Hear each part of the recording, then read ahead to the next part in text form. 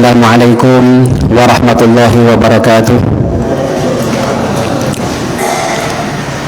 Alhamdulillahi rabbil alamin, wassalatu wassalamu ala asyrafil anbiya'i wal mursalin wa ala alihi wa ashabihi ajma'in. Amma ba'du. Bapak Ibu sekalian, saudara-saudariku rahimakumullah.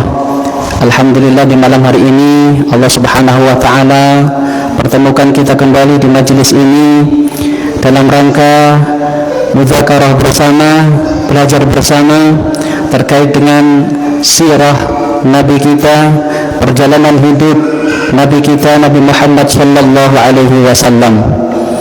Dan yang akan kita bahas pada malam hari ini ada beberapa poin. Poin yang pertama yaitu ketika Nabi sallallahu alaihi wasallam di bawah asuhan kakeknya Abdul Muthalib. Kemudian yang kedua, poin yang kedua, ketika Nabi sallallahu alaihi wasallam berada di bawah asuhan pamannya. Kemudian yang ketiga yaitu perang Al-Fujjar, dan Nabi sallallahu alaihi wasallam ikut perang Al-Fujjar tersebut. Dan poin yang keempat yaitu perjanjian Hilful Fudul. Nabi SAW juga ikut perjanjian tersebut. Dan yang kelima yaitu Nabi Sallallahu Alaihi Wasallam, beliau mengembala kambing hidup mandiri. 5 hal ini yang akan kita kaji bersama. Dan kitab muqarrar atau kitab yang kita pelajari adalah kitab Raudhatul Anwar fi sirati an-nabiyil mukhtar. Raudhatul Anwar yaitu taman cahaya-cahaya. Fi sirati an-nabiyil mukhtar yaitu tentang perjalanan hidup Nabi yang terpilih, yaitu Rasulullah sallallahu alaihi wasallam. Bapak Ibu sekalian rahimakumullah, ketika Nabi sallallahu alaihi wasallam yang masih kecil diajak oleh ibunya pergi ke Madinah untuk mengunjungi, menziarahi makam bapaknya. Waktu itu ibunya yaitu Aminah mengajak Nabi yang masih kecil, tentunya bersama siapa?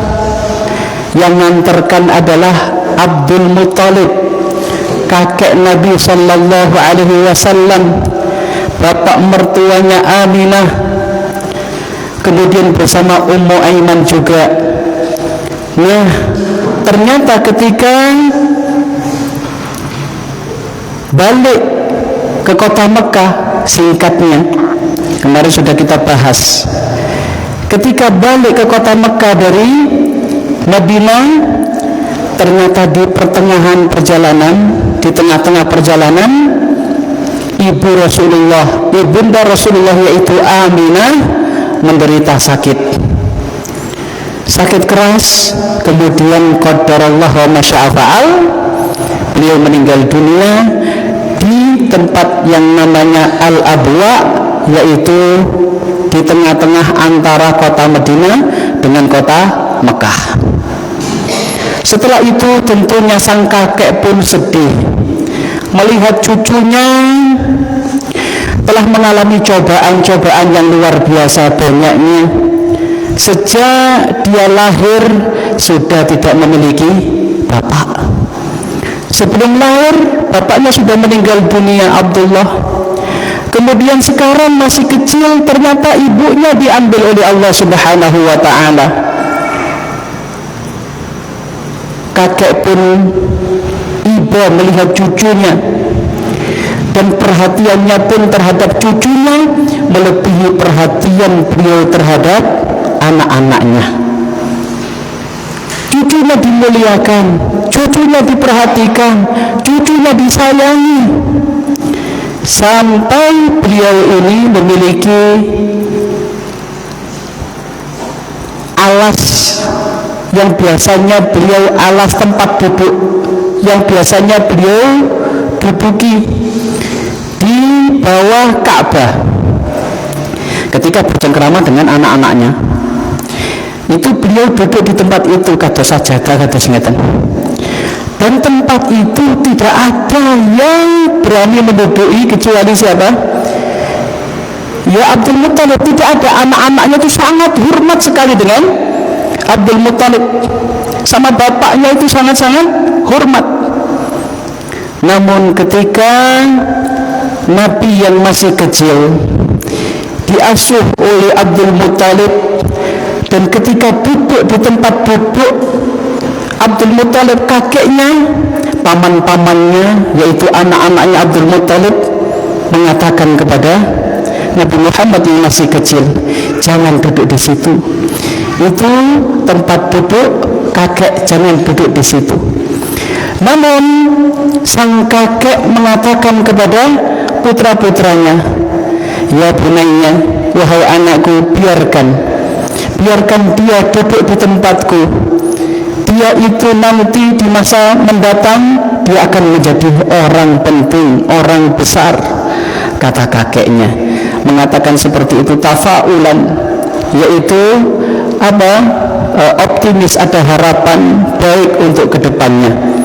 Ini perhatian dan juga kasih sayang daripada sang kakek ketika mengasuh cucunya yang tidak punya orang tua. Bapak Ibu sekalian rahimakumullah, namun ternyata tidak lama sejak pengasuhan kakeknya, ketika Nabi SAW sudah berada di pengasuhan kakeknya sejak awal pengasuhan, kemudian berselang 2 tahun ternyata kakeknya meninggal dunia. Subhanallah, ujian malih, ujian cobaan malih. Subhanallah. Dan waktu itu Nabi SAW berumur 8 tahun, kakeknya meninggal dunia. Lihat bagaimana Rasulullah SAW ujiannya terus bertubi-tubi dari Allah Subhanahu wa ta'ala. Kemudian asuhannya pun berpindah kepada pamannya, yaitu Abu Talib. Bapak Ibu sekalian rahimakumullah, Nabi SAW tetap bersabar. Beliau sejak kecil sudah diuji oleh Allah Subhanahu wa ta'ala. Dan ujian itu Bapak Ibu sekalian adalah untuk menebus dosa seseorang ketika orang tersebut bersabar ketika mengalami ujian dan cobaan.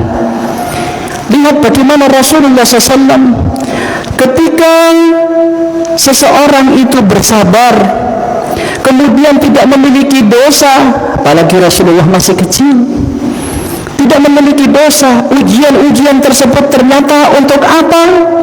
Apakah penggugur dosa? Beliau masih kecil, tidak memiliki dosa, untuk mengangkat derajat Rasulullah sallallahu alaihi wasallam di sisi Allah Subhanahu wa taala. Demikian pula ketika seseorang itu diuji oleh Allah taala dan bersabar terus-menerus, kemudian dosa-dosanya sudah dihapus oleh Allah Subhanahu wa taala. Kalau sudah tidak memiliki dosa, maka derajatnya diangkat oleh Allah Subhanahu wa taala. Oleh karenanya, mari kita bercermin kepada Rasulullah sallallahu alaihi wasallam. Orang tuanya meninggal dunia. Pertama bapaknya, kemudian ibunya, kemudian sekarang kakeknya. Dan nantinya juga pamannya akan meninggal dunia. Bahkan istrinya pun akan meninggal dunia. Nah, ini ujian yang terus-menerus dirasakan oleh Rasulullah sallallahu alaihi wasallam. Oleh karenanya Rasulullah SAW pernah bersabda, asyaddun nasi bala'an al-anbiya'u summal amsal fal amsal. Orang yang paling berat ujiannya adalah para nabi. Kemudian siapa? Orang yang semisal nabi, orang-orang soleh.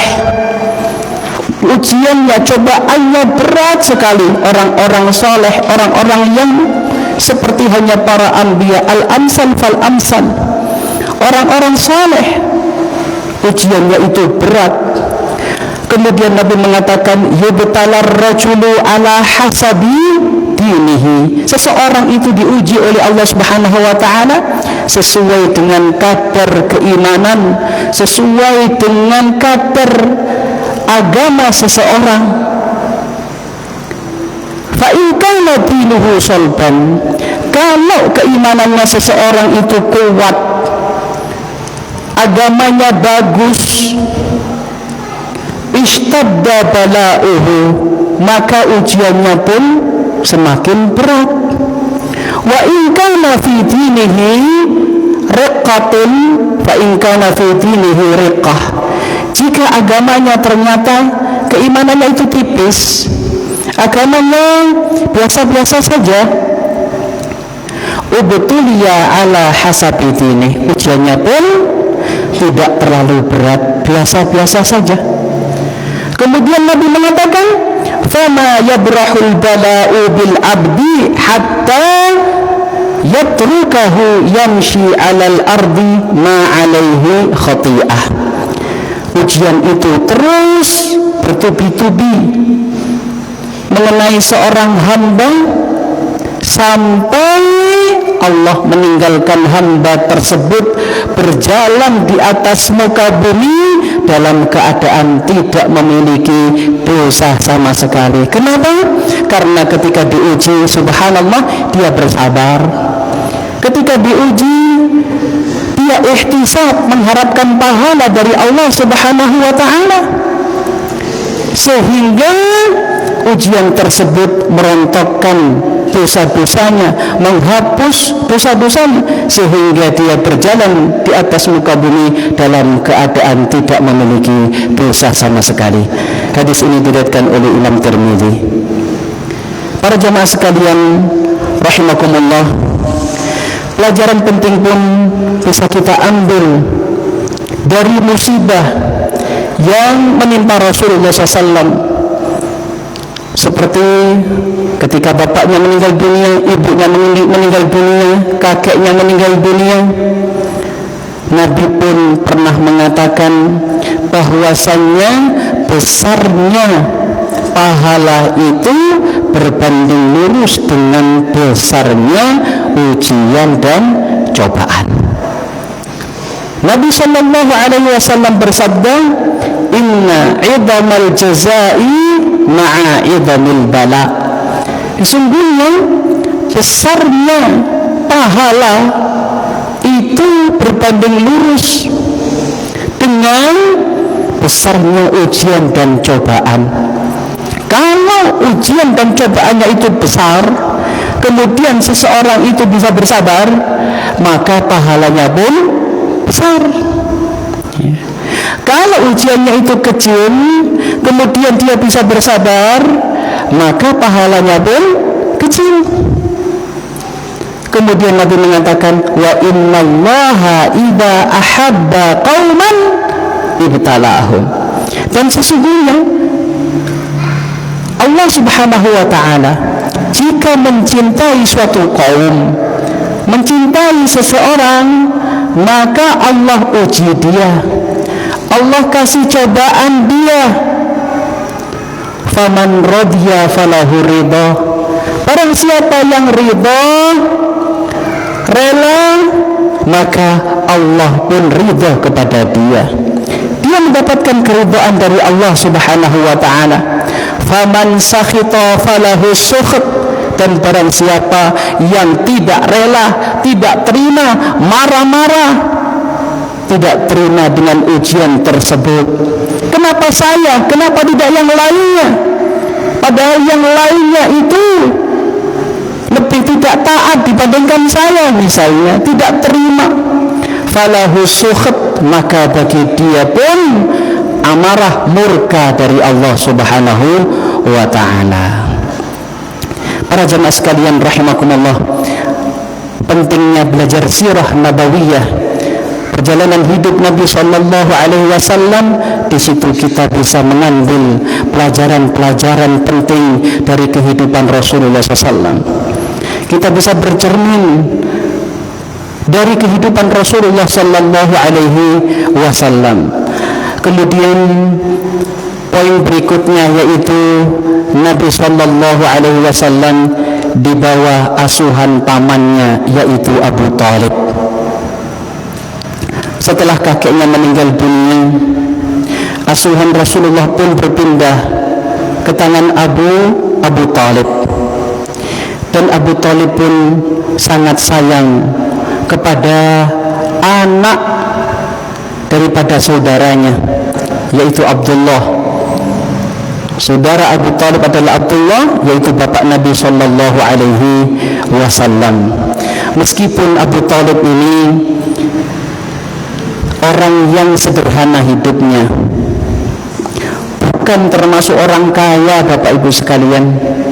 Beliau orang yang sederhana, hartanya sedikit, termasuk orang miskin lah Abu Thalib ini. Tapi betul-betul perhatian kepada keponakannya, betul-betul sayang kepada Nabi Muhammad SAW yang masih kecil. Kemudian Allah berkahi kehidupannya ketika bersama Nabi SAW. Disebutkan dalam Rawdatul Anwar, sampai makanan yang sebenarnya cukup untuk satu orang itu subhanallah bisa dimakan untuk satu keluarga.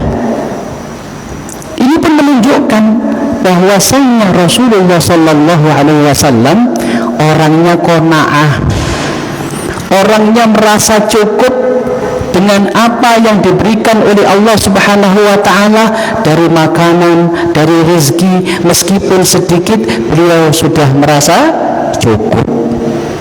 Ini luar biasa. Kemudian di saat Rasulullah berumur 12 tahun masih di bawah asuhan Abu Thalib.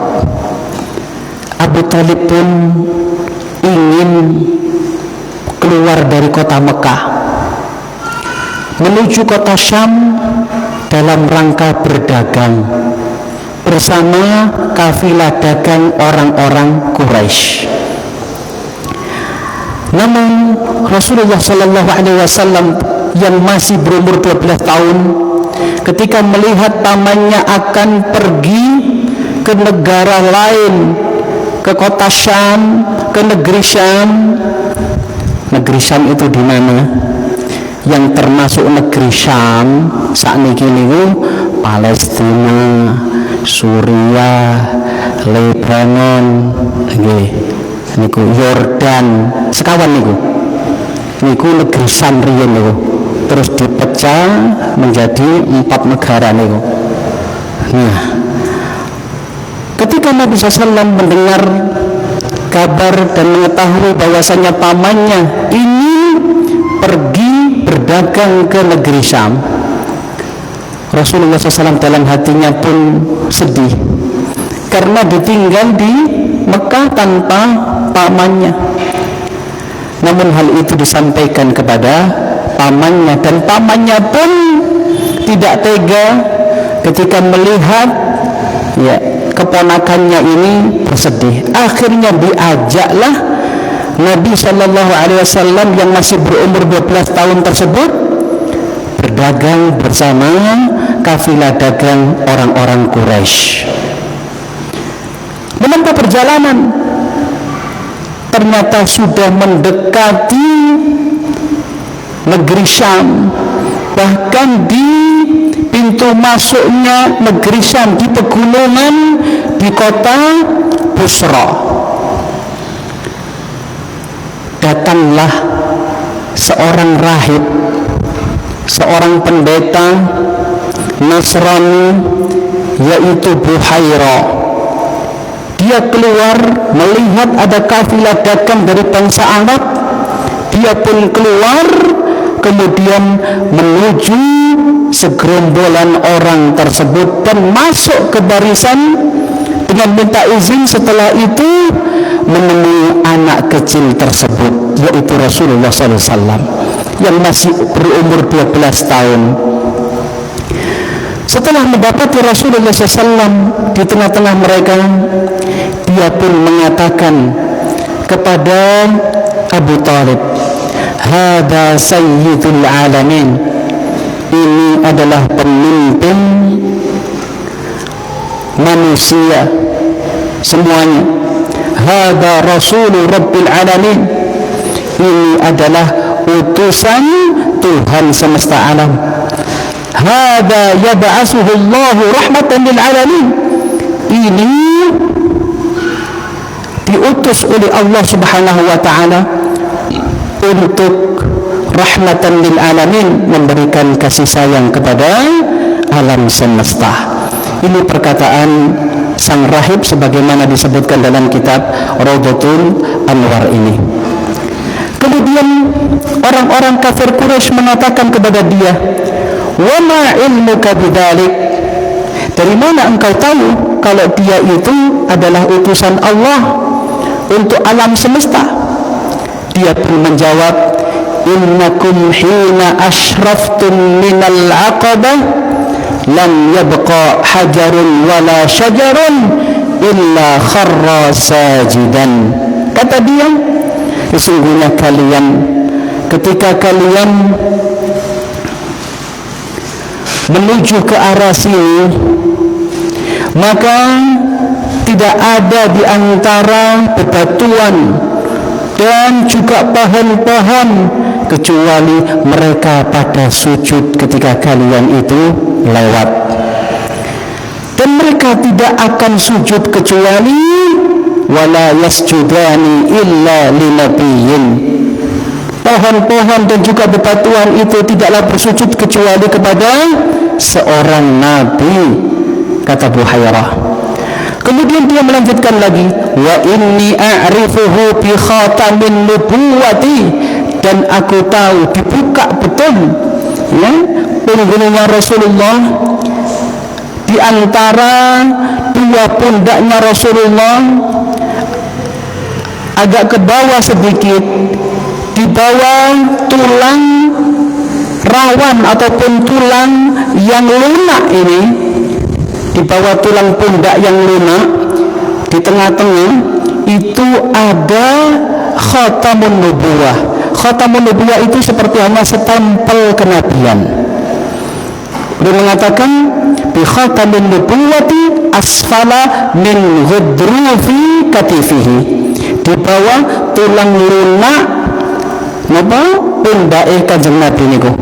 Mislut tufahah, seperti hanya napa tufahah, apel, sebesar apel napa jenenge lingkaran niku. Ngoten. Nah, wa inna najituhu fi kutubina, dan kami sudah mendapati kabar kedatangan dia itu di kitab-kitab kami. Subhanallah, ternyata tahunya dari kitab Injil yang belum dirubah. Nah, ini terkait perjalanan beliau ke kota Syam bersama pamannya. Kemudian diajaklah mampir oleh Buhairah ke rumahnya dan dijamu oleh Buhairah.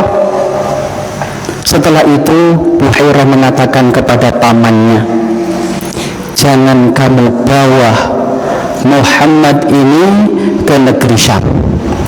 Saya khawatir kalau dia nanti ketemu dengan orang-orang Yahudi, yang mana orang-orang Yahudi ini sudah tahu akan muncul seorang nabi dari bangsa Arab, yang mana mereka iri, tidak mau kalau ada muncul seorang nabi dari bangsa Arab, bukan dari Bani Israel, mereka akan membunuh Muhammad.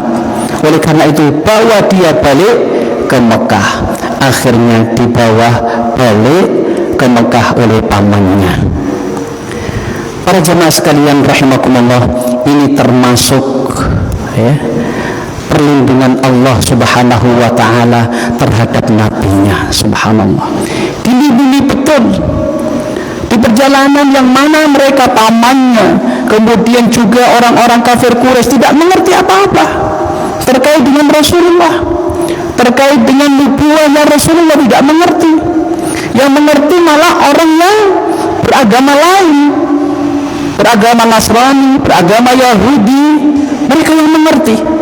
Tapi subhanallah, Allah subhanahu wa ta'ala menjaga Rasulullah SAW dengan datangnya Buhairah tersebut dan menyuruh pamannya untuk membawa pulang ke Mekah. Bapak Ibu sekalian rahimakumullah. Kemudian poin yang ketiga terkait dengan perang Al-Fujjar. Ketika Nabi Shallallahu Alaihi Wasallam berumur 20 tahun, terjadilah peperangan antara kabilah Quraisy dan juga Kinanah melawan kabilah Qais. Terjadilah peperangan tersebut dan Rasulullah SAW ikut berperang bersama paman-pamannya. Beliau menyiapkan anak panah untuk paman-pamannya karena Rasulullah SAW dari Quraisy, kemudian dari keturunan Kinanah, sedangkan lawannya dari kabilah Qais. Nah, kenapa perang ini disebut dengan Al-Fujjar? Al-Fujjar itu dari kata Al-Fajir. Kalau Al-Fajir itu kita tahu artinya Al-Fajir itu adalah orang yang durhaka. Al-Fujjar juga demikian, orang yang senantiasa durhaka kepada Allah. Kenapa disebut dengan perang Al-Fujjar? Karena peperangan tersebut dilakukan di kota suci, di haram Makkah. Tidak boleh di tanah haram dilakukan peperangan, dan juga dilakukan pada bulan haram. Kalau kita lihat Ashhurul Hurum niku napa mawon boten pinten Ashhurul Hurum sekawan napa mawon Dzulqa'dah, manten-manten Dzulhijjah, manten-manten Muharram. Niki tiga niki urut. Kemudian yang satu merenco boten urut. Bulan apa? Rajab.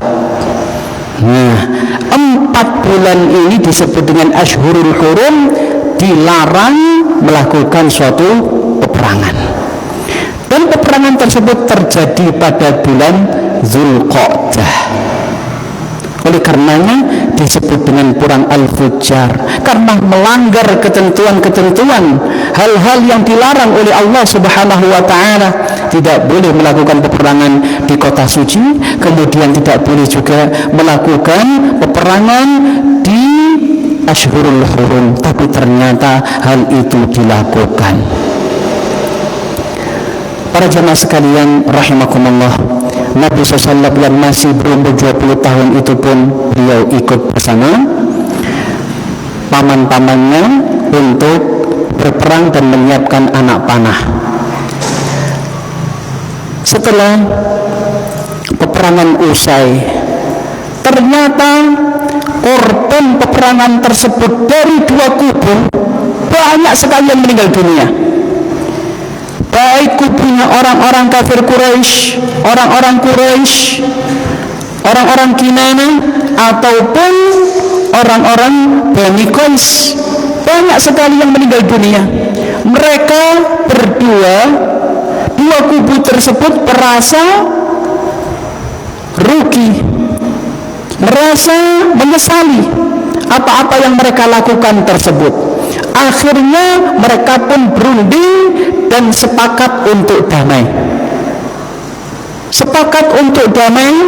Kemudian sepakat untuk menghitung berapa jumlah orang-orang yang gugur di medan perang tersebut.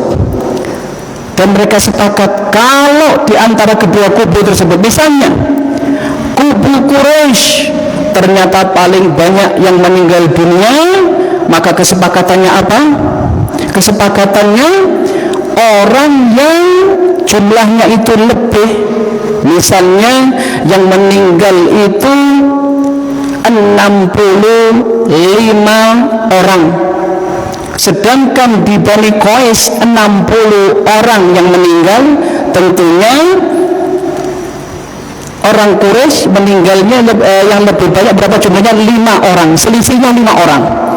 Maka mereka sepakat 5 orang tersebut harus dibayar diyatnya, harus dibayar tebusannya oleh Bani Qais. Kesepakatan itu betul-betul disepakati oleh mereka. Pokoknya di antara keduanya jika ada yang lebih banyak yang meninggal, maka pihak yang sedikit itu harus membayar diyat. Mereka sepakat. Diyatnya satu orang itu 100 onta. Kalau 5 orang berarti 500 onta. Akhirnya mereka pun sepakat damai setelah itu. Sudah tidak terjadi lagi peperangan di antara kedua kubu. Setelah itu terjadilah perjanjian Hilful Fudul. Kapan terjadi perjanjian Hilful Fudul? Pada bulan Dzulqa'dah pula. Setelah selesai peperangan tersebut, kemudian ada seseorang yang datang dari luar kota Mekah untuk jualan di kota Mekah, menjual barang-barang dagangannya di kota Mekah. Laki-laki itu dari Bani Zubayd. Ketika jual barang-barang dagangannya, ternyata ada yang memborong barang dagangannya itu. Siapa? Al-As ibnu Wa'il As-Sahmi. Al-As ibnu Wa'il As-Sahmi memborong barang dagangan laki-laki dari Bani Zubayd tersebut. Namun ternyata sebagian daripada uang barang tersebut belum dikasihkan kepada Bani Zubayd, kepada laki-laki dari Bani Zubayd tersebut. Belum dibayar semuanya. Kemudian dibawalah pergi. Ketika diminta tidak dikasih, berarti laki-laki tersebut, penjual tersebut terzalimi. Apa yang dia lakukan? Dia termasuk orang asing, bukan penduduk Mekah, sedangkan Al-As ini penduduk Mekah. Akhirnya beliau pun mencari cara mendatangi kabilah-kabilah yang ada di Mekah, mendatangi Bani Abdiddar minta bantuan, mendatangi Bani Makhzum minta bantuan, mendatangi Bani Jumah minta bantuan, mendatangi Bani Saham, Bani Adi, dan perwakilan dari Bani tersebut datang ke kota Mekah dan berkumpul di rumahnya Abdullah ibnu Jada'an.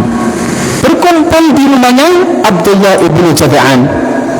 Mereka pun mengundang tokoh-tokoh dari kabilah-kabilah Quraisy. Di antaranya paman Rasulullah SAW pun datang, Abu Talib, membawa Rasulullah Sallallahu Alaihi Wasallam. Kemudian apa kesepakatan mereka? Ternyata mereka bersepakat untuk mengadakan suatu perjanjian, yaitu membela orang yang terzalimi yang berada di tanah suci di kota Mekah. Siapapun orangnya, baik itu penduduk Mekah ataupun orang yang tinggal di luar Mekah kemudian datang ke Mekah dan dizalimi oleh seseorang, misalkan penduduk Mekah ataupun di luar Mekah. Mereka sepakat untuk membantu orang yang terzalimi di kota Mekah. Akhirnya mereka pun mendatangi rumahnya Al-As bin Wa'il dan mengambil haknya penjual tadi yang dari Bani Zubayd. Akhirnya diberikanlah hak tersebut kepada penjualnya. Nah, hilful fudul ini disebut dengan hilful fudul. Kenapa Bapak Ibu sekalian? Dari sisi arti, hilf itu adalah perjanjian.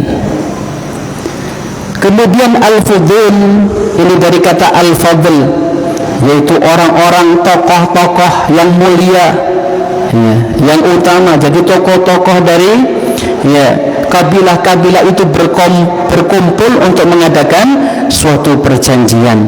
Perjanjiannya bagus sekali, luar biasa, dan itu perlu dicontoh.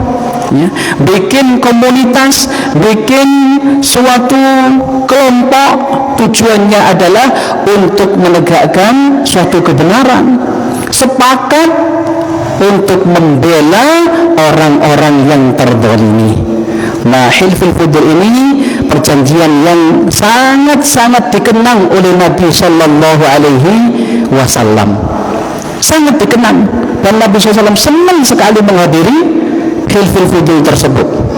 Bahkan beliau, setelah beliau sudah mendapatkan risalah, mendapatkan wahyu dari Allah Subhanahu wa ta'ala, dan sudah diutus oleh Allah Subhanahu wa ta'ala, beliau mengatakan, laqad syahidtu fi dari Abdullah, sungguh aku telah menyaksikan di rumahnya Abdullah ibnu Jad'an hilfan, suatu perjanjian. Ma uhibbu annali bihi humuran na'am, aku tidak senang andai kata aku membatalkan undangan tersebut dan aku diganti dengan seekor unta merah. Aku tidak mau. Yang paling aku cintai, aku hadir. Yang paling aku utamakan, aku hadir menyaksikan acara tersebut. Ini menunjukkan Nabi SAW lebih senang menghadiri acara tersebut karena acara itu bagus, yaitu kesepakatan untuk membela orang-orang yang terzalimi. Walau ud'a bihi fil Islam la ajabtu. Andai kata aku di masa Islam saat ini kemudian aku diundang untuk menghadiri perjanjian seperti itu, la ajabtu, sungguh aku akan menghadirinya. Nah, perjanjian yang luar biasa yang mana Rasulullah SAW sangat-sangat mencintai dan mengenang perjanjian tersebut, perjanjian hilful fudul. Para jemaah sekalian rahimakumullah, kemudian Rasulullah SAW ketika sudah menginjak usia-usia sudah besar, umur 20 tahun ke atas, beliau berusaha mandiri. Beliau mengembala kambing. Nabi Sallallahu Alaihi Wasallam tidak memiliki harta warisan yang cukup. Setelah meninggal dunia abinya, uminya, akhirnya Rasulullah Sallallahu Alaihi Wasallam beliau mengembala kambing. Kambingnya siapa? Kambingnya penduduk Mekah. Mengembala itu tujuannya adalah untuk mendapatkan ma'isyah, mendapatkan upah, mendapatkan qirat. Qirat itu adalah uang recehan, pecahan daripada dinar. Nah, qirat itu, satu qirat itu sama dengan setengah seperpuluhnya satu dinar. Satu dinar dibagi menjadi 10, kemudian 1/10 itu masih dibagi lagi setengahnya, setengah daripada 1/10 itu satu qirat. Jadi Nabi SAW mengembala kambing punyanya orang Mekah dalam rangka untuk mendapatkan qororit. Qororit di sini adalah uang-uang recehan pecahan daripada dinar. Ingin mandiri Rasulullah SAW, tidak ingin berpangku tangan, ya, merepotkan orang lain. Rasulullah SAW berusaha mandiri. Bahkan beliau ketika sudah mendapatkan risalah, sudah diutus oleh Allah Subhanahu wa taala, Rasulullah SAW menceritakan keadaan beliau sebelumnya ketika beliau berada di asuhan pamannya, dan ketika beliau menggembala kambing masih dikenang oleh Rasulullah, dan beliau pun mengatakan kepada para sahabatnya, ma min nabiyyin illa wara'aha, tidak ada seorang nabi pun kecuali dia pernah menggembala kambing. Ini menunjukkan bahwasannya Rasulullah sallallahu alaihi wasallam beliau orang yang tawadhu. Meskipun beliau sudah mendapatkan risalah dari Allah, sudah diutus oleh Allah, meskipun beliau sudah menjadi rasul, orang yang mulia, beliau pun menceritakan masa lalunya, tidak gengsi. Masa lalunya diceritakan bahwasanya dulu beliau menggembala kambing. Berbeda dengan orang yang sombong, ketika sudah sukses tidak ingin menceritakan masa lalu, yang mana mungkin masa lalunya kerjanya itu mungkin mulung, jadi pemulung dan sebagainya, ataupun yang menurut dia itu remeh, tidak ingin. Bahkan ketika ada orang lain menceritakan hal itu, dia pun marah-marah, gengsi. Tapi Nabi SAW tidak. Ini menunjukkan ketawaduan Rasulullah sallallahu alaihi wasallam. Bapak Ibu sekalian rahimakumullah, terdapat di sana pelajaran-pelajaran penting dari kejadian yang mana Rasulullah SAW menggembala kambing. Pelajaran yang pertama, kenapa para nabi mereka semuanya menggembala kambing, pernah menggembala kambing? Apa hikmahnya? Dan ternyata Ibnu Hajar al-Asqalani rahimahullah, beliau menjawab dengan mengatakan, al-hikmatu fi ilhamil anbiya ra'yal ghanam. Hikmahnya para nabi itu pernah menggembala kambing. Di antara hikmahnya adalah, pertama, an yahsula lahumut tamarrun, agar supaya terbiasa memimpin, terbiasa mengarahkan umat. Sebelum mengarahkan umat, mengarahkan kambing, mengatur kambing, menjadi pemimpinnya kambing-kambing tersebut. At-tamarrun bi ra'yiha, supaya terbiasa memimpin. Ala ma yukallifunahu minal qiyam bi amri ummatihim. Kalau sudah terbiasa, nantinya Allah Subhanahu wa ta'ala ketika mengutus mereka memimpin umat sudah terbiasa. Itu diantara hikmah daripada para nabi, mereka sebelum diutus oleh Allah mereka menggembala kambing.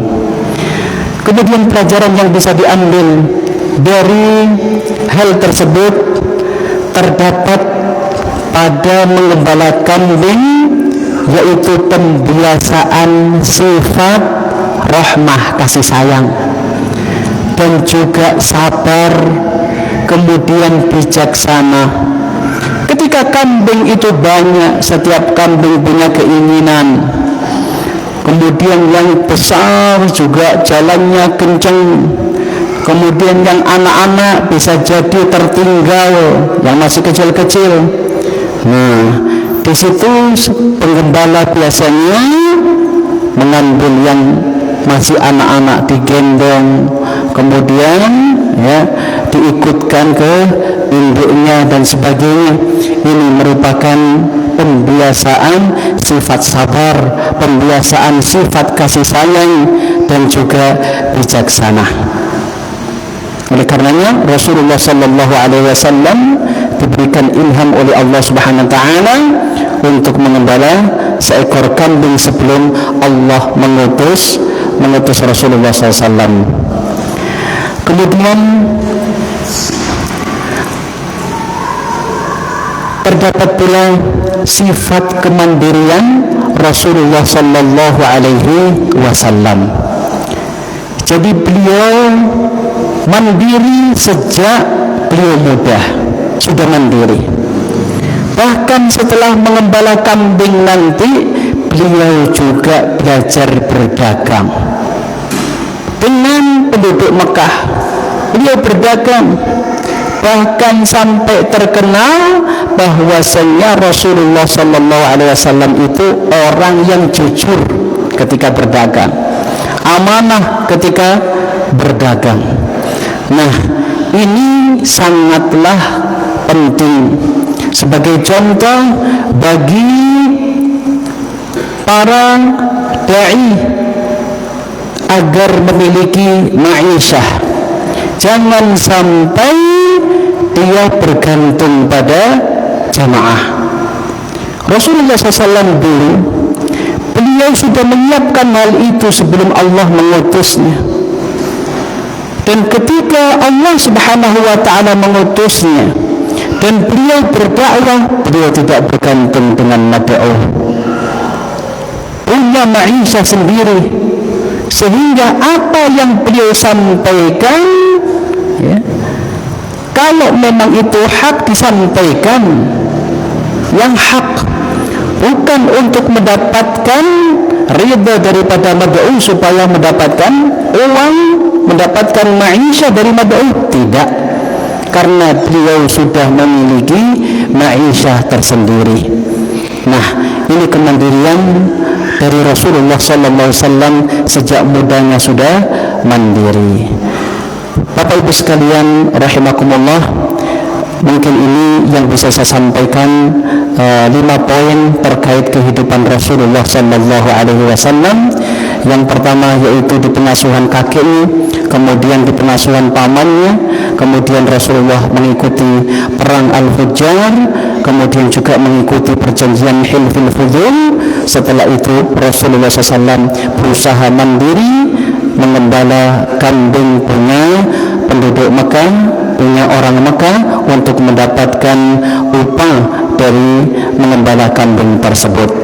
Mudah-mudahan Allah Subhanahu wa ta'ala memberikan kepada kita semuanya ilmu yang bermanfaat dan bisa mencontoh kebaikan-kebaikan yang telah dilakukan oleh Rasulullah SAW, yang telah kita pelajari dari sirah nabawiyah tersebut. Mohon maaf atas segala kekurangan. Kita tutup dengan doa kafaratul majlis. Subhanakallahumma wa bihamdika asyhadu an la ilaha illa anta astaghfiruka wa atubu ilaik. Assalamualaikum warahmatullahi wabarakatuh.